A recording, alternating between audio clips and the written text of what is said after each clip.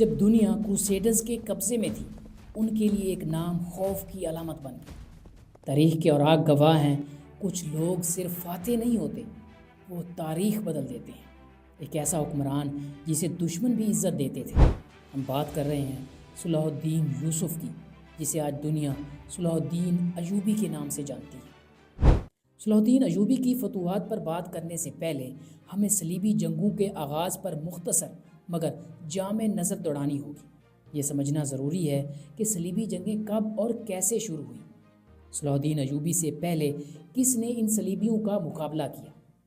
5ویں صدی ہجری کے آخر میں خلافت عباسیہ زوال کا شکار تھی۔ امت مسلمہ مختلف ٹکڑوں میں تقسیم ہو چکی تھی، جس کی وجہ سے مسیح اقوام کو اپنے مقاصد پورے کرنے کا موقع ملا۔ پوپ اربن دوم نے اپنی تقریروں اور فرضی داستانوں سے پورے یورپ میں اشتعال پیدا کر دیا۔ پوپ اربن دوم نے ان جنگوں کو صلیبی جنگوں کا نام دیا اور اس میں شرکت کرنے والوں کو گناہوں کی معافی اور جنت کی ضمانت تک دے دی۔ زبردست تیاریوں کے بعد فرانس، انگلینڈ، جرمنی اور دیگر یورپی ممالک کی افواج پر مشتمل 13 لاکھ افراد کی فوج عالم اسلام کی سرحدوں پر ٹوٹ پڑی۔ رابرٹ نارمنڈی اور گاڈفرے جیسے مشہور یورپی رہنما اس فوج کی قیادت کر رہے تھے۔ شام اور فلسطین کے ساحلی شہروں پر قبضہ کرنے اور 1 لاکھ سے زیادہ افراد کا قتل عام کرنے کے بعد جولائی 1099 میں صلیبی افواج نے 42 دن کے محاصرے کے بعد بیت المقدس پر قبضہ کر لیا اور وہاں خون کی ندیاں بہا دیں۔ مشہور فرانسیسی مورخ جوزف میشو کے بقول صلیبیوں نے ایسے تعصب کا ثبوت دیا جس کی مثال نہیں ملتی۔ عربوں کو اونچے اونچے مکانوں کی چھتوں سے گرایا گیا، آگ میں زندہ جلایا گیا، گھروں سے نکال کر جانوروں کی طرح میدانوں میں گھسیٹا گیا۔ کئی ہفتوں تک قتل عام جاری رہا۔ 70,000 سے زائد مسلمان تہہ تیغ کر دیے گئے۔ عالم اسلام پر عیسائیوں کی یہ جلغار تاریخ میں پہلی صلیبی جنگ کے نام سے مشہور ہوئی۔ عیسائی کمانڈروں نے فتح کے بعد پوپ کو خوشخبری کا پیغام بھجوایا اور اس میں لکھا، اگر آپ دشمنوں کے ساتھ ہمارا سلوک دیکھنا چاہیں تو مختصراً اتنا لکھ دینا کافی ہے کہ جب ہمارے سپاہی حضرت سلیمان علیہ السلام کے معبد یعنی مسجد اقصی میں داخل ہوئے تو ان کے گھٹنوں تک مسلمانوں کا خون تھا۔ بیت المقدس پر قبضے کے بعد مسیح اقوام نے مقبوضہ شام اور فلسطین کو تقسیم کر کے القدس، طرابلس، انطاکیہ اور یافا کی 4 مستقل صلیبی ریاستیں قائم کر لیں۔ اس صورتحال میں صلیبیوں کا مسلمان ملکوں میں داخلہ آسان ہوتا گیا، یہاں تک کہ صرف 1 سال اور چند ماہ کے مختصر عرصے میں اسلامی خطے میں 3 صلیبی حکومتیں وجود میں آ چکی تھیں۔ تقریباً 40 سال تک عالم اسلام پر جمود طاری رہا اور پھر مسلمانوں میں جہادی اضطراب پیدا ہونے لگا۔ 520 ہجری یہ وہ سال تھا جب ترک نوجوان عماد الدین زنگی نے چھوٹی سی ریاست موصل کی بنیاد رکھی اور پھر اپنی ریاست کو اس قدر وسیع کیا کہ حلب اور حمص کے علاقے بھی اپنی ریاست میں شامل کر لیے۔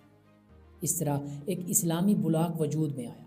پھر دیکھتے ہی دیکھتے سن 1144 میں عماد الدین نے عیسائیوں کو شکست دے کر الرحا شہر پر قبضہ کر لیا۔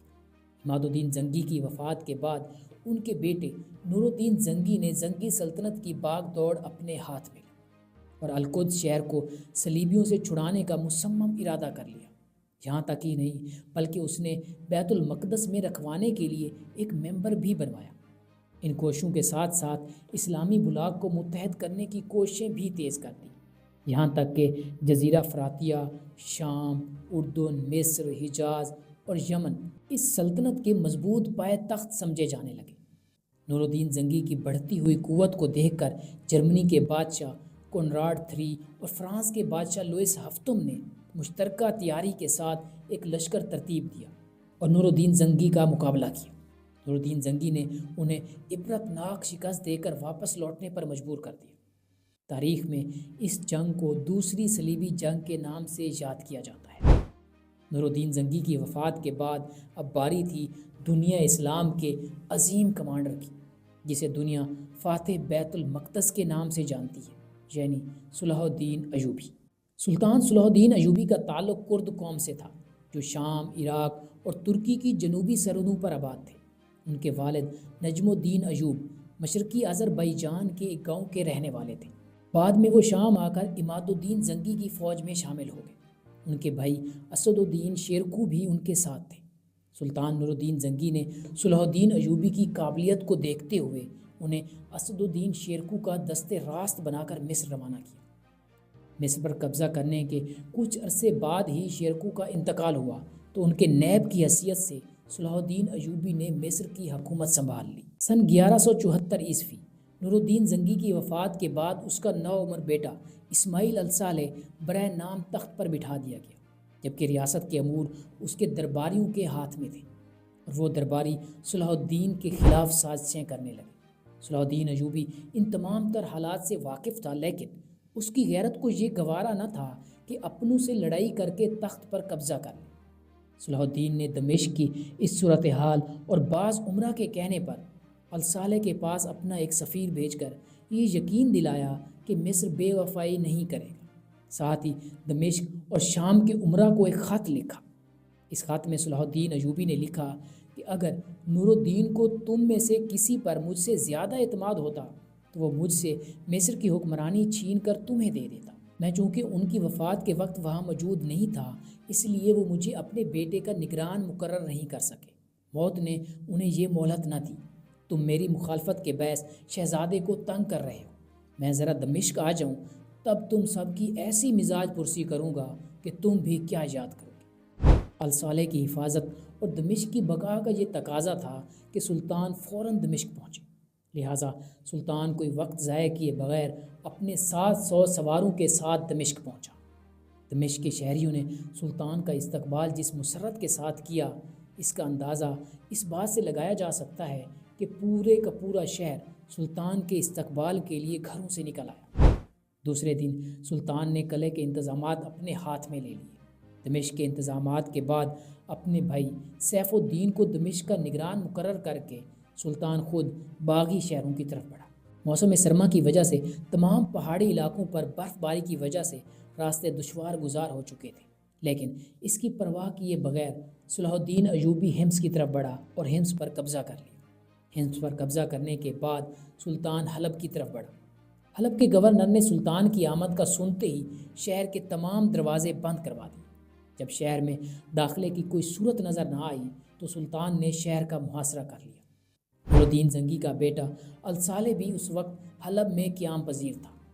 صلاح الدین ایوبی نے الصالح کو پیغام بھجوایا کہ میرا مقصد شہر پر قبضہ کرنا نہیں ہے، بلکہ میں الصالح کو نہ سمجھ ہواریوں سے نجات دلانا چاہتا ہوں۔ لیکن اس پیغام کا کوئی اثر نہ ہوا۔ اس دوران دشمنوں نے صلاح الدین ایوبی کے قتل کی سازش کی۔ انہوں نے شام کے اسماعیلی سردار شیخ سنان کو اس بات پر آمادہ کیا کہ اس کے فدائی سلطان صلاح الدین ایوبی کو قتل کر دیں۔ شیخ سنان نے اپنے چند فدائی اس کام پر لگا دیے۔ یہ فدائی پوری تیاری کے ساتھ صلاح الدین کے کیمپ تک پہنچ گئے، مگر سلطان کے ایک کمانڈر نے انہیں پہچان لیا اور آگے بڑھنے سے روکا۔ اتنی دیر میں اور لوگ بھی وہاں پہنچ گئے اور فدائیوں کو کاٹ کر زمین پر ڈھیر کر دیا۔ اس واقعے کے بعد صلاح الدین مزید سخت نگرانی میں رہنے لگا۔ حلب کے گورنر نے ہر طرف سے مایوس ہو کر صلاح الدین سے چھٹکارا پانے کے لیے طرابلس کی عیسائی حکومت سے مدد مانگی۔ گورنر حلب کی درخواست آئی تو عیسائی سردار ریمانڈ نے ایک بہت بڑی فوج حمص کی طرف بھیجی تاکہ حمص پر قبضہ کر لیں اور اس طرح سلطان حلب کا محاصرہ ختم کر دیں۔ ابھی عیسائی حمص پہنچے بھی نہیں تھے کہ صلاح الدین ایوبی حلب سے حمص پہنچا۔ عیسائی مقابلہ کیے بغیر ہی بھاگ نکلے اور اس طرح حمص پر سلطان کا قبضہ برقرار رہا۔ حمص پر قبضہ کرنے کے بعد سلطان بالبک کی طرف بڑھا اور معمولی جھڑپ کے بعد بالبک پر بھی قبضہ کر لیا۔ اب کی بار حلب کے گورنر نے شاہ موصل سے مدد کی درخواست کی۔ شاہ موصل اپنی فوج لے کر حلب پہنچا۔ شاہ موصل اور حلب کا گورنر دونوں مل کر صلاح الدین کے مقابلے کے لیے حمص کی طرف بڑھے۔ اپریل کے مہینے میں دونوں فوجیں ہما کے مقام پر آمنے سامنے ہوئیں، مگر سلطان کی بہادری اور حکمت عملی نے تھوڑی ہی دیر میں انہیں بھاگنے پر مجبور کر دیا۔ دشمن نے بھاگ کر حلب میں پناہ لی اور صلاح الدین ایوبی ان کے پیچھے تھا۔ اب حلب کے گورنر نے مصالحت کی کوشش شروع کر دی۔ مصالحت کی شرائط یہ طے پائیں کہ جن علاقوں پر جس جماعت کا قبضہ ہے اس کا قبضہ رہے گا، آئندہ ایک دوسرے پر حملہ نہیں کیا جائے گا۔ صلاح الدین ایوبی نے یہ شرطیں منظور کر لیں، اس طرح دمشق، حمص، بالبک کے علاوہ اور بھی کئی بڑے شہر سلطان کی ریاست میں شامل ہو گئے۔ اس کے بعد سلطان نے اپنی خود مختاری کا اعلان کر دیا اور اپنے نام کے سکے بھی جاری کر دیے۔ خود مختاری کا اعلان سن کر حاکم موصل سیف الدین اور الصالح دونوں مل کر حماس شہر پر حملے کے لیے آگے بڑھے اور سلطان صلاح الدین ایوبی کا مقابلہ کیا، مگر ایک بار پھر شکست کھائی۔ اس لڑائی کی وجہ سے صلاح الدین ایوبی اور الصالح کے درمیان جو معاہدہ ہوا تھا وہ اب ٹوٹ چکا تھا، لہٰذا سلطان نے دشمن کو سبق سکھانے کی ٹھان لی اور اعزاز جیسے مشہور اور مضبوط قلعے پر حملہ آور ہوا۔ 38 دن تک مسلسل محاصرہ قائم رکھا۔ اس محاصرے کے دوران ایک مرتبہ پھر دشمن نے سلطان پر قاتلانہ حملہ کیا۔ سلطان اپنے کسی سردار کے خیمے میں لیٹا تھا کہ ایک فدائی نے اس پر چھری سے وار کیا۔ چھری سلطان کے سر پر لگی، لیکن سلطان کی پگڑی کی وجہ سے چھری اپنا اثر نہ کر سکی۔ سلطان نے لیٹے لیٹے قاتل کا ہاتھ پکڑ لیا۔ اس نے پھر گردن پر وار کیا، لیکن زرہ بختر کی وجہ سے سلطان اس حملے سے بھی محفوظ رہا۔ یہ سب کچھ ایک لمحے میں ہوا۔ محافظ سپاہی شور سن کر دوڑے اور قاتل کو اسی وقت قتل کر دیا، لیکن اس کی جگہ دوسرے قاتل نے لے لی، اسے بھی قتل کر دیا گیا۔ سلطان فوراً گھوڑے پر سوار ہو کر اپنے خیمے میں آیا اور اس واقعے کی تفتیش کی تو معلوم ہوا کہ فدائی اس کی محافظ فوج میں موجود ہیں۔ اس قاتلانہ حملے کا ماسٹر مائنڈ تو شیخ سنان تھا۔ جب تک وہ زندہ تھا سلطان کی زندگی خطرے میں تھی، اس لیے سلطان نے اس کا قلعہ کما کرنے کا ارادہ کیا، لیکن اعزاز کی فتح کے بغیر سلطان آگے نہیں بڑھ سکتا تھا۔ اس لیے اس نے محاصرے میں مزید سختی کر دی اور نتیجہ یہ نکلا کہ اعزاز فتح ہو گیا۔ سلطان صلاح الدین ایوبی کی فراخ دلی اور فیاضی کا اندازہ اس بات سے بآسانی لگایا جا سکتا ہے کہ اعزاز، جس کی فتح کے لیے سلطان نے 38 دن لگائے اور خود سلطان پر قاتلانہ حملہ بھی ہوا، اس اعزاز کو سلطان سے مانگا گیا اور مانگنے والی ایک کم سن لڑکی تھی۔ یہ لڑکی مرحوم نور الدین زنگی کی بیٹی تھی۔ واقعہ کچھ یوں ہے کہ ایک دن سلطان اپنے خیمے میں بیٹھا ہوا تھا کہ یہ کم سن بچی دوڑتی ہوئی خیمے میں آئی۔ سلطان اس کے استقبال کے لیے آگے بڑھے اور اسے محبت سے اندر بلایا اور آنے کا سبب پوچھا۔ لڑکی بولی، اریدو اعزاز، یعنی میں اعزاز مانگنے آئی ہوں۔ سلطان انتہائی فیاضی سے بولے، اعزاز تمہارا ہے، میں نے تمہیں دیا۔ اعزاز کے ساتھ سلطان نے لڑکی کو بے شمار قیمتی تحائف بھی دیے اور اپنے سرداروں کے ساتھ حلب تک پہنچا دیا۔ جیسا کہ پہلے ہم آپ کو بتا چکے ہیں کہ سلطان نے شیخ سنان کا خاتمہ کرنے کا ارادہ کر لیا تھا۔ شیخ سنان اس وقت مسیاف کے قلعے میں موجود تھا اور سلطان نے اس قلعے کا محاصرہ کر لیا۔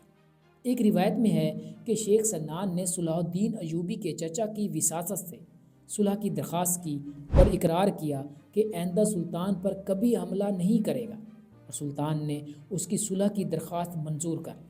لیکن یہاں مورخین میں اختلاف ہے۔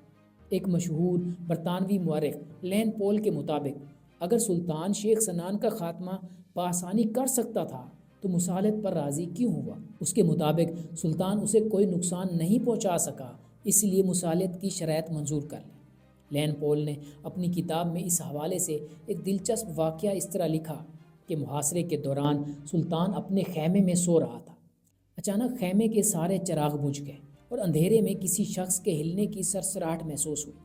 سلطان نے فوراً اٹھ کر چراغ جلایا اور ادھر ادھر نگاہ دوڑائی تو اسے اپنے بستر کے قریب ایک خنجر دکھائی دیا، جس کے ساتھ ایک کاغذ پر لکھا تھا کہ بادشاہ سلامت، آپ ہمارے رحم پر ہیں، ذرا ہوش میں آئیے۔ سلطان نے زور سے پہرے داروں کو آواز دی۔ پہرے دار اور افسر دوڑ کر خیمے میں آئے۔ سلطان نے انہیں روکا اور خنجر دکھایا۔ تحقیقات کے لیے ہر طرف آدمی دوڑائے گئے، قدموں کے نشانات تو نظر آئے لیکن کوئی شخص پکڑا نہ جا سکا۔ سلطان اس صورتحال پر حیران تھا اور اس نے اپنے سرداروں سے کہا کہ شیخ سنان سے میری جان بخشی کروا دیں۔ جب یہ پیغام شیخ سنان تک پہنچا تو اس نے جواب دیا کہ آپ یہاں سے تشریف لے جائیں، ہم آپ کی جان بخشی کر دیں گے۔ اس طرح سلطان نے محاصرہ ختم کر دیا اور واپس چلا گیا۔ دوستو، لین پول کی داستان ایک فرضی داستان معلوم ہوتی ہے، کیونکہ ابن اسیر اور بہاؤالدین شداد جیسے بڑے مورخین نے اپنی کتابوں میں ایسے کسی واقعے کا ذکر نہیں کیا۔ اگر اس میں کچھ صداقت ہوتی تو ابن اسیر یا پھر بہاؤالدین شداد، جو اس وقت سلطان صلاح الدین ایوبی کے قریبی ساتھی تھے، اپنی کتاب میں اس واقعے کا ذکر ضرور کرتے ہیں، اور پھر بعد کے واقعات سے بھی یہی ظاہر ہوتا ہے کہ مصر کی حالات کی وجہ سے سلطان واپسی پر مجبور ہوا اور مصالحت منظور کر لی۔ چونکہ اس صلح سے سلطان کا مقصد پورا ہو چکا تھا، اس لیے سلطان دمشق سے ہوتا ہوا مصر کی طرف بڑھا۔ سلطان 2 سال بعد مصر میں داخل ہوا تو مصر کے لوگوں نے سلطان کا شاندار استقبال کیا۔ 2 سال کی غیر حاضری کی وجہ سے مصر کے بہت سارے خارجی اور داخلی انتظامات سلطان کی توجہ کے منتظر تھے۔ صلاح الدین ایوبی 1 سال تک مصر میں قیام پذیر رہے اور شہر کے ضروری انتظامات کرنے کے بعد نومبر 1177 میں فلسطین کی طرف پیش قدمی کی۔ انہی دنوں یروشلم کے عیسائی ایک بہت بڑی فوج لے کر حلب پر حملہ آور ہوئے، جس کی وجہ سے فلسطین خالی تھا۔ سلطان نے اس موقع کو غنیمت جانا اور بڑی شان و شوکت کے ساتھ کئی قلعے اور شہر فتح کرتے ہوئے فلسطین کی طرف پیش قدمی جاری رکھی۔ اس صورتحال میں ایک نقصان سلطان کو یہ ہوا کیونکہ عیسائیوں نے کہیں بھی مزاحمت نہیں کی تھی، جس کی وجہ سے سلطان کی فوج منتشر ہو گئی۔ سلطان ایک مخصوص دستے کے ساتھ، جس کی تعداد بہت کم تھی، رملہ کے مقام سے گزر رہا تھا کہ شاہ یروشلم ایک بہت بڑی فوج کے ساتھ ان پر حملہ آور ہوا۔ چونکہ حملہ اتفاقاً تھا اور سلطان کے ساتھ بہت کم آدمی تھے، اس لیے شام ہونے تک کسی نہ کسی طرح فوج کے پاؤں اکھڑ گئے، صفوں کی ترتیب بگڑ گئی اور فوج منتشر ہونا شروع ہو گئی۔ سلطان نے فوج کی دل جمعی کے لیے بہت کوشش کی، خود بڑھ بڑھ کر حملے کیے، لیکن فوج کے پاؤں ایسے اکھڑے کہ رکنے کی کوئی صورت نظر نہ آئی۔ اتنے میں اندھیرا چھا چکا تھا اور سلطان ساتھیوں کے فرار کے باعث خود بھی بھاگا اور مصر جا پہنچا۔ سلطان نے اپنی اس پہلی شکست کا خود بھی اعتراف کیا۔ اس نے اپنے بھائی توران شاہ کو جو خط لکھا، اس کے الفاظ یہ تھے: ہم بڑی مشکل سے موت کے منہ سے بچ کر آئے ہیں۔ خدا کو شاید ہم سے کوئی بہتر کام لینا تھا جو بچا لیا، ورنہ امید نہ تھی۔ اس شکست کے بعد سلطان نے بدلہ لینے کے لیے بھرپور تیاری کی اور تقریباً 3 ماہ کے بعد اسے اطلاع ملی کہ عیسائی حما شہر پر حملہ کرنے والے ہیں۔ سلطان برق رفتاری سے مصر سے حما کی طرف بڑھا اور حما کے میدان میں عیسائیوں سے سخت مقابلہ ہوا۔ اس دوران چونکہ سلطان پوری تیاری کے ساتھ آیا تھا، عیسائیوں کو شکست کا سامنا کرنا پڑا۔ عیسائیوں کو افسوسناک شکست دینے کے بعد سلطان کچھ دن آرام سے بیٹھا تو اسے اپنی بحری قوت بڑھانے کا خیال آیا۔ بحری طاقت بڑھانے کے لیے ضروری تھا کہ پہلے سپاہ کو عملی طور پر اس کے فوائد سمجھائے جاتے، اس لیے سلطان نے اپنے بحری جہازوں کو ممتاز امرا کی نگرانی میں دے کر عیسائیوں کے ساحلوں کی طرف بھیجا۔ یہ بحری حملے بہت کامیاب رہے۔ اس میں مسلمانوں کو بہت زیادہ مال غنیمت کے علاوہ 1000 عیسائی قیدی بھی ہاتھ لگے۔ اب سلطان کی فوج کے اکثر سپاہی بحری حملوں میں شرکت کے لیے مضطرب نظر آنے لگے۔ نوبت یہاں تک پہنچی کہ سلطان کو مزید جہاز بنوانے پڑے۔ جب جہاز بن کر تیار ہوئے تو سلطان اپنی فوج لے کر صفد کی طرف بڑھا۔ چونکہ شاہ یروشلم ایک بار ذلت آمیز شکست کھا چکا تھا، اب چند سفیروں کو تحفے تحائف دے کر سلطان کی خدمت میں بھیجا اور 2 سال کے لیے صلح کی درخواست کی۔ سلطان نے ایک بار پھر فیاضی اور رحم دلی کا مظاہرہ کیا اور صلح کی درخواست منظور کر لی۔ ان معاملات سے فارغ ہو کر سلطان واپس مصر پہنچا اور فروخ شاہ کو شام کا نائب سلطنت بنا کر اسے حکومت اور اقتدار سونپ دیا۔ اسی سال سلطان کے ہمسایہ قوتوں میں بہت سی تبدیلیاں ہوئیں۔ خلیفہ بغداد کا انتقال ہو چکا تھا، اس کی جگہ الناصر تخت نشین ہوا۔ موصل کا بادشاہ بھی انتقال کر گیا اور اس کی جگہ عز الدین نے لے لی۔ نور الدین زنگی کا بیٹا الصالح بھی چل بسا اور مرتے وقت اپنے چچا زاد بھائی حاکم موصل کو وصیت کر گیا کہ حلب اور اس کے نواح پر قابض ہو جائے تاکہ صلاح الدین ایوبی اس کی جائیداد پر قبضہ نہ کر لے۔ انہی دنوں رینالڈ، جو حلب میں قید رہ چکا تھا، ایک بار پھر شوخی پر اتر آیا۔ اس نے ساحل شام کے بہت سے قلعوں پر قبضہ کر لیا، مسلمانوں کے قافلوں کو بھی لوٹا اور معاہدے کی خلاف ورزی کی۔ سلطان نے اس گستاخی کے عوض عیسائی زائرین کا جہاز پکڑ لیا۔ رینالڈ اس جہاز کو چھڑانے کے لیے زنگی علاقے کی طرف بڑھا۔